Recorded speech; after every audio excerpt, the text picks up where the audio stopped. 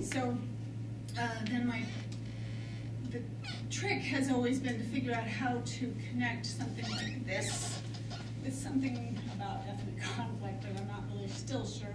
Except it has to do with sort of the personalization of grave markers too.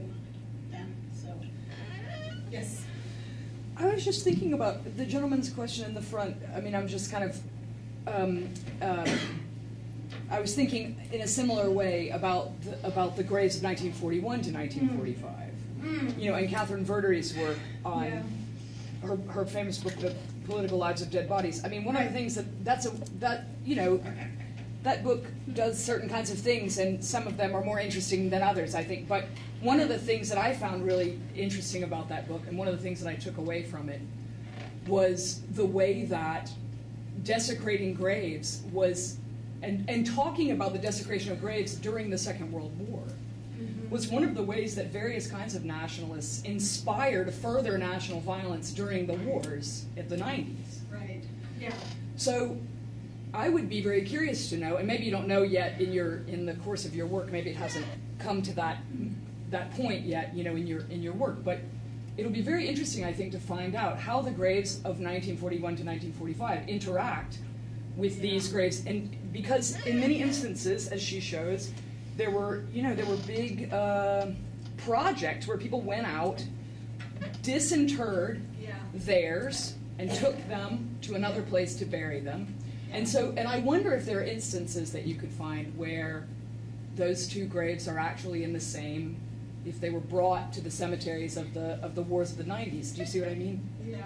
If you were disinterred from one place, because that disinterring project. Oh God. That is, the disinterring project went on for many, many years. It's just the most bizarre thing anyway, to me. You know, although I understand. Only Americans think that. Yeah, no, I know. Yeah. I mean, and I understand why it happens and why they do these things and how it works and so on, and why it's not as big a deal as we think it is a big deal. But you know, one of the things about this is that for some cultures it's a way bigger deal than for other cultures, yes. Right? Exactly. So for the Orthodox it is not a particularly big deal, right? For the Jews, this is horrendous, right? This is absolutely intolerable. You are actually hurting our bones. And so these things, they had to think very carefully after the war, once they started to think about it. These things made huge differences. Different cultures, felt very, very differently about the ways that their cemeteries were treated. So yeah, I have to tell you though, I am not enthusiastic about extending my time limits. Anybody that says, you need to do this, you need to, I know. No, but it's not a matter of just like adding stuff on. It's I would think that making connections. That they'll just be there. Yeah. You know? Yeah. I mean, I will look. Yeah, well, I don't know. Yes. I guess that part of the reason why, say, Sarajevo became the kind of ground zero of the Bosnian War, and the Bosnian War became the ground zero of the Yugoslav wars of dissolution, is exactly for the reason you mentioned, the diversity of the republic, of the Bosnian Herzegovinian Republic. And the other aspect of that, which you kind of gestured at, but I can't remember the statistics, but I seem to remember reading several times that Bosnia-Herzegovina had the highest number of intermarriages of any constituent republic of of Yugoslavia, which suggests that there might have been some more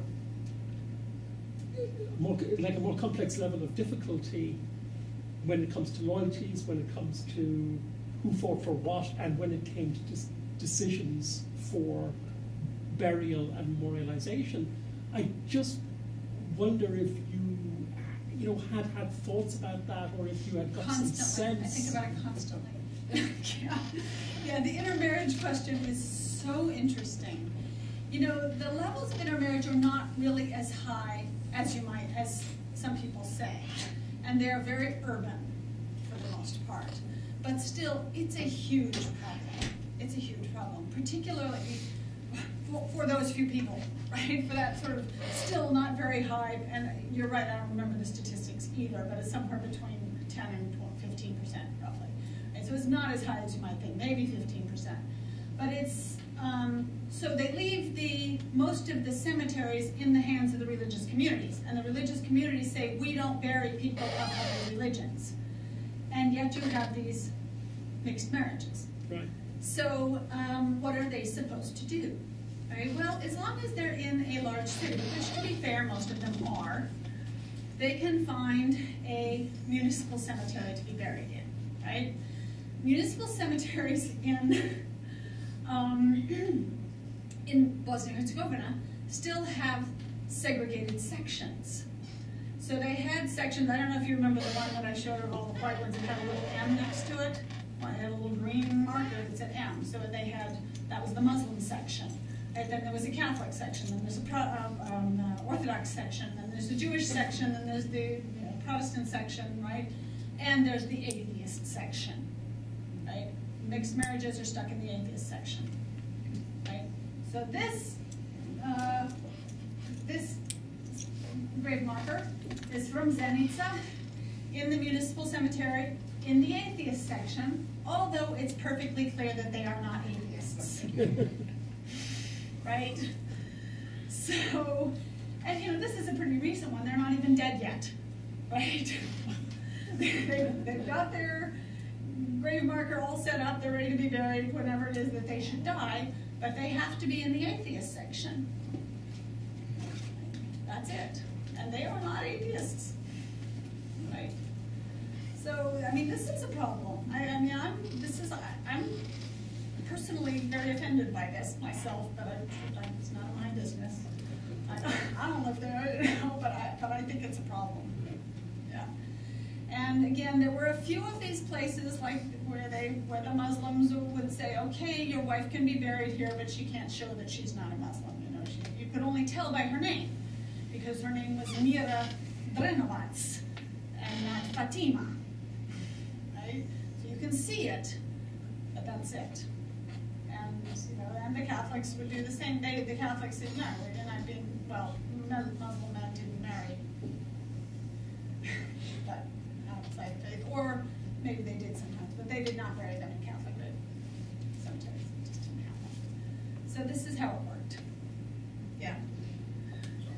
I think we're unfortunately out of time, but Okay. I want to thank you very much for sharing these really rich results with us, and to wish you all the best in this research project as it evolves. So please join me in thanking our speakers.